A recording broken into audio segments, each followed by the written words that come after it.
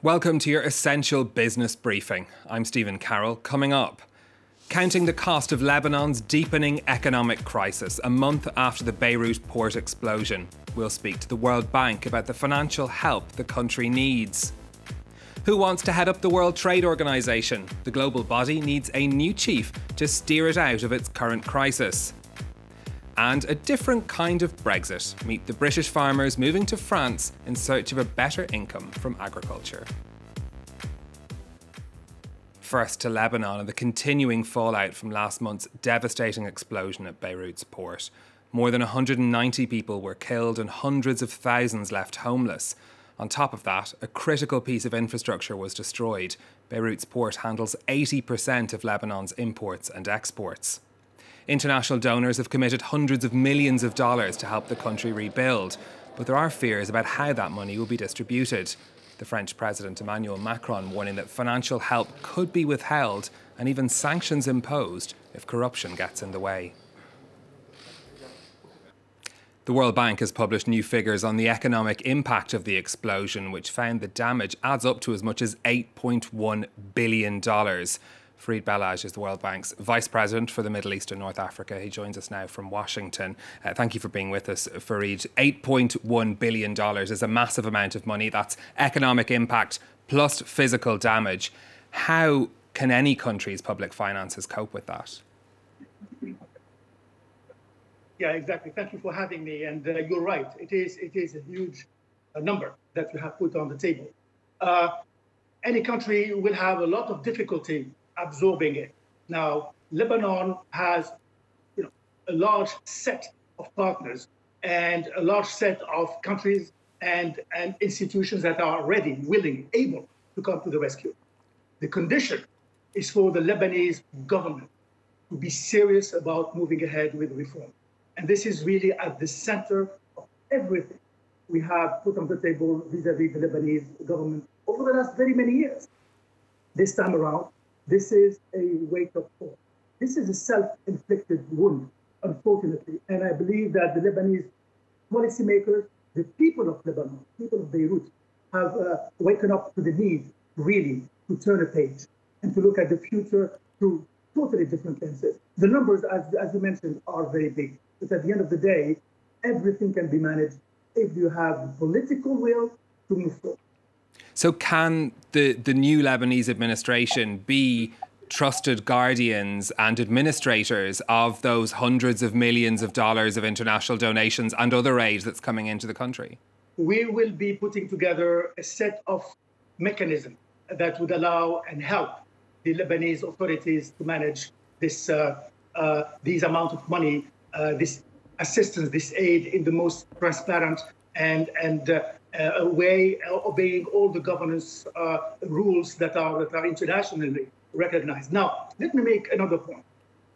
If we go about these reforms, if we are talking about transparency, about governance, about a judiciary that makes sense, that is predictable, about the laws of public procurement that would be transparent, you will actually attract the private sector.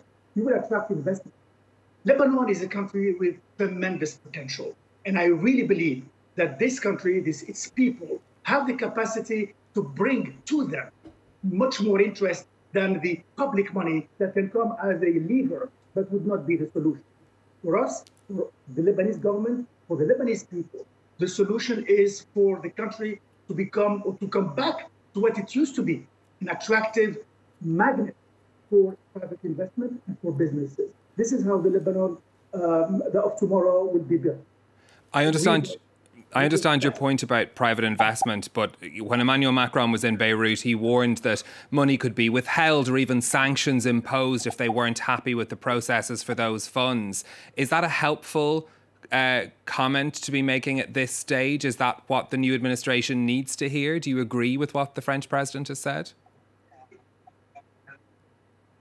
I guess the real question is what Lebanon needs right now. And right now, Lebanon needs one thing: rebuilding the social contract between the government, between the state and the citizen. Today, that social contract has been shattered. There is no trust. Where you see people demonstrating on the streets, people unhappy. Electricity is not there. Water is not there. Connectivity is terrible. I lived 5 years in Beirut. Amazing place, but a place where the basic services are not rendered to the citizen, to the people who live in the country, to the people who live in the city. So there is a need to reform. There is a need to really reopen a new page for Lebanon and for Beirut. So what Emmanuel Macron said is absolutely true, because actually the president of Lebanon said it, the Speaker of the House said it, and the new Prime Minister is saying it. You've talked about the need for credible reforms in Lebanon. What sort of reforms are you talking about, and can this government be trusted to implement them? Yes, electricity reform, absolutely fundamental. The reform of the water sector, the reform of the connectivity sector. Every single reform that allows the Lebanese citizen to get to another level of normal life. All this is absolutely fundamental, and all this will need one thing: transparency, governance, efficacy. Lebanon needs to build back better. Resiliency is not enough. Build back better. And with the World Bank, the international community will be ready, willing, and able to come to the rescue if the Lebanese government is ready to move ahead and to play their role. OK, Fareed Belhaj from the World Bank, thank you very much. Now, the World Trade Organization is facing a leadership crisis after its Director General, Roberto Azevedo, left his post a year early. He'd hoped the move would give the UN-backed body fresh momentum, but 3 months after announcing his resignation, he still has no clear successor. The WTO has struggled to adapt and remain relevant in an era of rising trade tensions, and is now trying to navigate an unprecedented number of crises without a captain. Kate Moody's here with more on this. Kate, firstly, who's in the running for this WTO job? Stephen, 8 candidates have thrown their hats in the ring, and they hail from across the globe. The WTO has never been led by a woman or by someone from Africa. And the 2 frontrunners in the early stages of this process are Kenya's former foreign minister, Amina Mohamed, and Nigeria's former finance minister, Ngozi Okonjo-Iweala. It is usually a long and drawn-out process, and this year is likely to be especially messy. So how does someone get selected to lead the WTO? Well, it's a 3-step process. All of those candidates have already been nominated by their respective governments. The lobbying phase now lasts until September 7th. That's overseen by a 3-person committee which helps to vet the candidates. Then consultations begin, and usually that helps whittle down the list of favorites. There is no official vote, but there must be consensus among the 164 member states. Now, in theory, a winner should be selected by early November, but that coincides with the U.S. presidential election, and a shift in leadership in Washington could change everything. Donald Trump is especially critical of the WTO and has even suggested withdrawing from the organization altogether. Kate, the WTO as an organisation has been facing increasing criticism, not just from Donald Trump. What's the issue? Well, part of the problem is that the U.S. has refused to approve new judges for the appeals court. It's arguably the WTO's most important body, which usually helps to settle trade disputes amongst its members. Critics, like the Trump administration, say the WTO has failed to adapt to the shifting balance of power, especially when it comes to China. The WTO has been left essentially powerless as global trade tensions have erupted with tit-for-tat tariffs and stalled trade talks.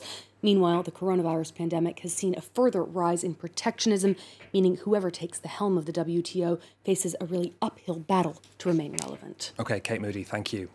Let's turn next to a form of Brexit, but not the usual one. A growing number of British farmers are selling up and moving to France in the hope of growing their businesses.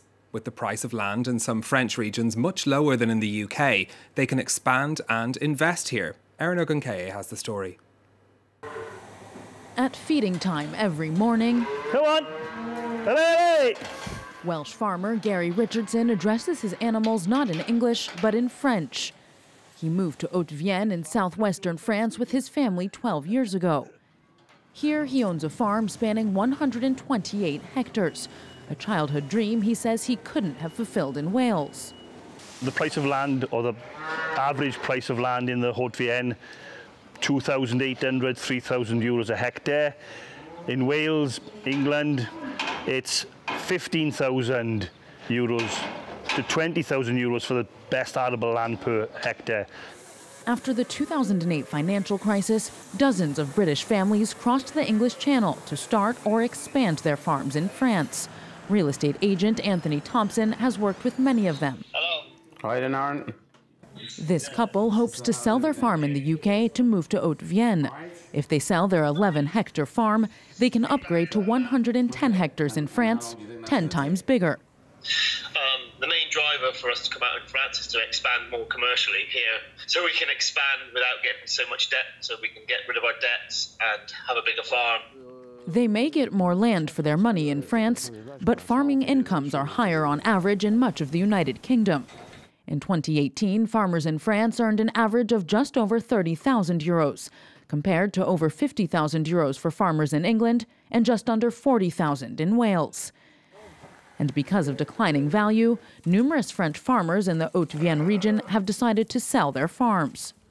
Trouver une ferme à vendre n'est pas difficile. Je suis au courant d'à peu près 25 exploitations tranquillement qui sont en vente. A plentiful offer for British farmers seeking greener pastures, though accessing them may not go as smoothly as planned, with Brexit likely to complicate the process. That's it from us for this week, but you can catch up on all of our previous shows on our website, france24.com. Do get in touch on social media with your thoughts on the stories that we've been covering. Until next time, thanks for watching.